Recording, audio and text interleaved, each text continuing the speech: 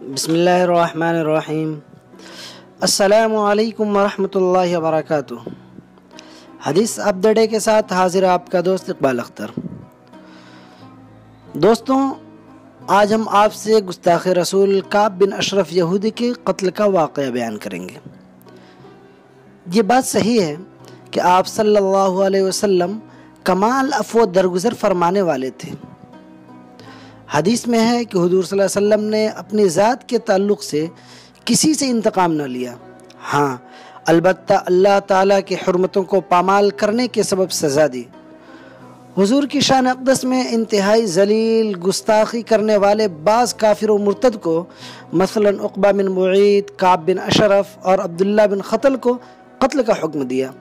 یہود و نصارہ شروع دن ہی سے شان اقدس میں نازیبا کلمات کہتے چلے آ رہے تھے، اور آج بھی یہ سلسلہ جاری ہے۔ رسول اللہ صلی اللہ علیہ وسلم نے شان نبوت میں گستاخی کرنے والے بعض مردوں اور عورتوں کو بعض مواقع پر قتل کروایا، کبھی صحابہ کرام رضوان اللہ علیہم اجمعین کو حکم دے کر، اور کبھی انہیں پوری تیاری کے ساتھ روانہ کر کے، کبھی کسی صحابی رضی اللہ عنہ نے گستاخ رسول کے جگر کو چیر دیا، کبھی کسی صحابی نے نظر مان لی کہ گستاخ رسول کو ضرور قتل کروں گا۔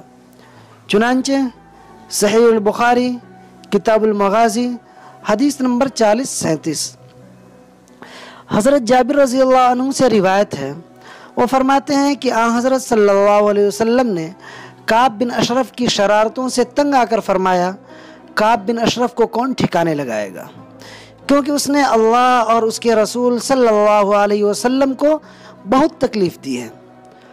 محبوب رب کی آرزو دیکھ کر محمد بن مسلمہ رضی اللہ عنہ بولے، کیا آپ پسند فرمائیں گے کہ میں اسے قتل کر دوں؟ حضرت صلی اللہ علیہ وسلم نے فرمایا، ہاں۔ محمد بن مسلمہ بولے، اجازت ہو تو میں آپ کے بارے میں کچھ کہہ سکوں؟ حضرت صلی اللہ علیہ وسلم نے فرمایا، تمہیں اجازت ہے۔ دربار نبوی صلی اللہ علیہ وسلم سے اجازت پا کر محمد بن مسلمہ رضی اللہ عنہ سیدھے کعب بن اشرف کے پاس پہنچے اور انتہائی رازداری سے بولے، اس شخص یعنی حضرت صلی اللہ علیہ وسلم نے مختلف ہیلوں بہانوں سے ہمارا مال ہتھیانے میں کوئی کسر باقی نہیں چھوڑی اور ہمیں تنگ کر رکھا ہے۔ کعب بن اشرف سن کر بولا، بخدا تم ابھی مزید پریشانیوں کا منہ دیکھو گے۔ محمد بن مسلمہ رضی اللہ عنہ نے کہا، ہم نے اس کی اتباع کر لی ہے، لیکن اب اس سے فوراً الگ ہو جانا اچھا نہیں لگتا، البتہ ہم اس انتظار میں ہیں کہ اب یہ کیا رویہ اختیار کرتا ہے۔ دوران گفتگو حضرت محمد بن مسلمہ رضی اللہ عنہ کہنے لگے کہ مجھے کچھ قرض کی ضرورت ہے، اگر ہو تو دے دیجئے۔ کعب بن اشرف نے پوچھا، قرض کے بدلے کیا چیز گروی رکھو گے؟ محمد بن مسلمہ رضی اللہ عنہ نے کہا، جو چاہو۔ کعب بن اشرف بولا، اپنی عورتوں کو میرے پاس گروی رکھ دو۔ محمد بن مسلمہ رضی اللہ عنہ بولے، تم پورے عرب میں حسین و جمیل ہو، ہماری عورتوں میں اور آپ میں کیا نسبت؟ کعب بن اشرف بولا، اچھا تو اپنی اولاد کو رہن رکھ دو۔ محمد بن مسلمہ رضی اللہ عنہ نے کہا، دیکھو کل کو ہماری اولاد کو گالیاں دی جائیں گی کہ کھجور کے 2 وسق کے بدلے میں ان کو گروی رکھا گیا تھا، اور لوگ ہمیں مطعون ٹھہرائیں گے، البتہ ہم اپنے ہتھیار گروی رکھنے کو تیار ہیں، بولو منظور ہے؟ کعب بن اشرف نے جواب دیا، مجھے منظور ہے۔ محمد بن مسلمہ رضی اللہ عنہ نے کہا، میں خود، حارث ابی عبس بن جبر، عباد بن بشر اپنے ہتھیار لے کر حاضر ہوں گے۔ یہ وعدہ کیا اور واپس چلے آئے۔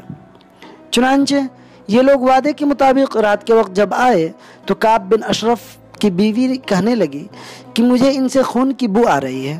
کعب بن اشرف نے جواب دیا کہ گھبرانے کی کوئی بات نہیں، ان میں ایک محمد بن مسلمہ اور دوسرا ان کا رضائی بھائی ہے، اور تیسرا ابو نائلہ ہے، اور دیکھو ہم اہل کرم لوگ ہیں، اگر شرفاء کو رات کے وقت بھی جنگ کے لیے بلایا جائے تو ہم اسے قبول کرتے ہیں۔ دوسری طرف محمد بن مسلمہ رضی اللہ عنہ نے اپنے ساتھیوں سے کہا کہ دیکھو جب کعب بن اشرف آ جائے تو میں اس کے سر کو قابو میں کرنے کی کوشش کروں گا، میرا اشارہ پاتے ہی تم اسے قتل کر دینا۔ تھوڑی دیر نہ گزری تھی کہ کعب بن اشرف ایک چادر اوڑھے ہوئے آ گیا، محمد بن مسلمہ رضی اللہ عنہ اور ان کے ساتھی کہنے لگے کیا بات ہے، آج تمہارے سر سے بہترین خوشبو آ رہی ہے۔ کعب بن اشرف بولا ہاں ٹھیک ہے، میرا نکاح فلاں عورت سے ہے جو اہل عرب میں بہت بہترین خوشبو پسند کرتی ہے۔ محمد بن مسلمہ رضی اللہ عنہ کہنے لگے کیا میں خوشبو سونگھ سکتا ہوں؟ کعب بن اشرف بولا کیوں نہیں۔ چنانچہ محمد بن مسلمہ رضی اللہ عنہ اور ان کے ساتھیوں نے یکے بعد دیگرے اس کے سر سے خوشبو سونگھی۔ محمد بن مسلمہ رضی اللہ عنہ کہنے لگے اگر اجازت ہو تو ایک مرتبہ اور سونگھ لوں۔